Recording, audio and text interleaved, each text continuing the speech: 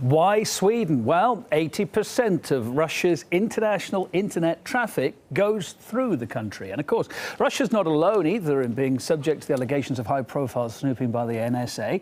Germany's Der Spiegel magazine revealed earlier this year that the agency had also targeted Chancellor Angela Merkel. Also reportedly on Washington's radar, Brazil's President Dilma Rousseff, as well as the Russian Prime Minister and former leader Dmitry Medvedev. He apparently was spied on at the G20 summit in London back in 2009 with some help from Britain's GCHQ. Let's go live to Washington, D.C. Intelligence analyst Glenmore Trenear-Harvey is there for us to put a bit more flesh on the bones of this developing story. Hi there. Nice to see you tonight. How much do you think Sweden has been spying on Russia end of the day? I think it's always a surprise because one imagines Sweden, a neutral country, not engaging with the other protagonists during the Cold War. Well, Tommy rot. In point of fact, the Swedes have been working, first of all, with the British, the government communications headquarter, GCHQ, which are virtually joined by an umbilical cord with NSA. In fact, if we go back to 1952, there was a Swedish Air Force DC-3 Dakota that was doing surveillance work on the then Soviet states of Estonia and Lithuania. Well, along came a Soviet MiG-15 and shot it down. All 8 were killed. The interesting thing was that the equipment aboard that Dakota at that time was all supplied by the British GCHQ.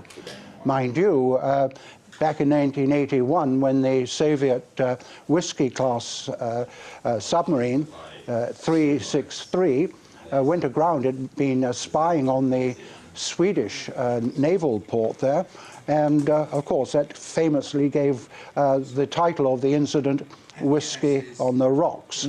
But as you said in your introduction there, so much of the internet traffic goes from the Russian Federation to the rest of the world, but it goes through cabling that passes through Sweden. And Sweden, working with GCHQ, working indeed with the National Security Agency, have been party to it. You also mentioned... How legal is it for a country to tap into that kind of information that's running through its country like that? Internet information streaming through it as a carrier country. How legal is it? I'm not a lawyer. I'm associated with the spook world. All right, how easy is it then to tap in? Let's talk about that instead.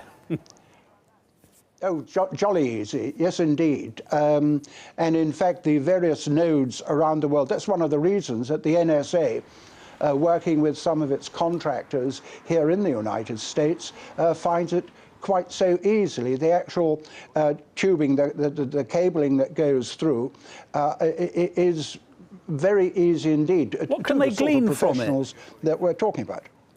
Well, now this is the interesting thing, that there is just so much information. Your previous correspondent mentioned the billions of telephone calls that are monitored. The amount of information, and I think there's something like 22 teraflops of information that the NSA hold. It's impossible to analyze it, except that the metadata, that you can actually see the movements of people. In the case of the internet traffic, if you identify the sender and the recipient, then automatically some of these huge Cray computers can identify a link. And this is it, the linkage between people. While we've got you on the line, actually, good time to mention, of course, these revelations have also come out that the NSA is harvesting data from hundreds of millions of cell phones of ordinary people around the world. And we just talked about the massive amount of information there. How do they start to filter it down? And what are they, again, in the NSA's case, what are they trying to glean from that massive amount of information that's coming in? Well, you're absolutely right. The volume of information is extraordinary. And remember, it has to be stored. And they have storage facilities both outside of the United States and here. What they will do, they will discover, let's say that someone is using a cell phone, a mobile phone, and it's just like the a navigation system you have in your motor car, that it's linked to satellites. You can say where at any given time that car is. Well, you can also say where a mobile telephone, a cell phone, is located.